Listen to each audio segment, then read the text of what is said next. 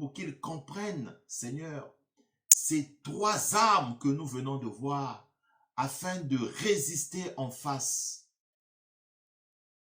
des turbulences, des tribulations sataniques, afin que vous puissiez vivre la gloire de Dieu, vous puissiez vivre le miracle. Vous savez, la parole de Dieu, il y a tout un mystère derrière.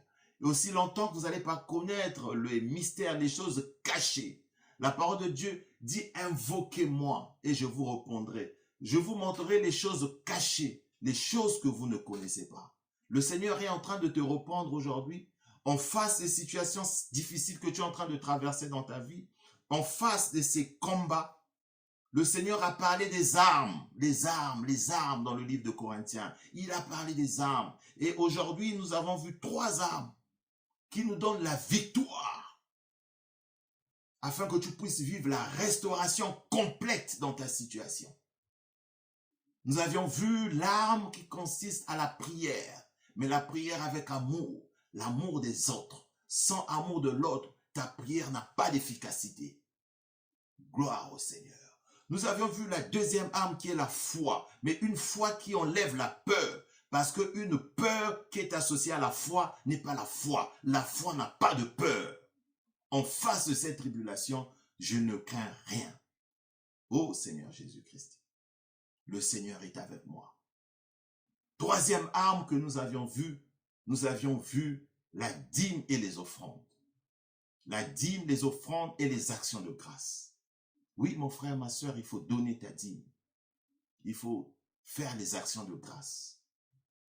Ça a une grande efficacité. Nous l'avons lu dans un texte de Malachie, dans l'Ancien Testament, et dans un texte du Nouveau Testament où le Seigneur est en train de nous parler de la dîme et des offrandes. Et nous avons lu un dernier texte dans Proverbes. Que le Seigneur vous bénisse, que le Seigneur puisse dévorer, comme il le dit dans sa parole, celui qui vous dévore. Que le Seigneur puisse vous remplir d'abondance. Que le Seigneur puisse remplir vos greniers, vos revenus soient multipliés et remultipliés encore en abondance. Que le Seigneur vienne sécher vos larmes, que le Seigneur vienne vous restaurer, quelle que soit la situation dans laquelle vous êtes en train de traverser. Rentrez dans votre chambre, priez. Le Seigneur qui est dans le secret avec vous écoutera votre prière. Si vous voulez, vous nous appelez.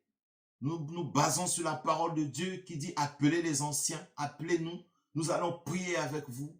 Et le Seigneur, au travers de la puissance de sa parole, permettra une restauration totale dans votre situation. Nous le déclarons dans le nom puissant du Seigneur Jésus-Christ. Que le Seigneur vous bénisse. Restez dans la paix et dans la joie de notre Dieu. Nous vous disons à très bientôt pour la suite de cette prédication. Shalom, shalom.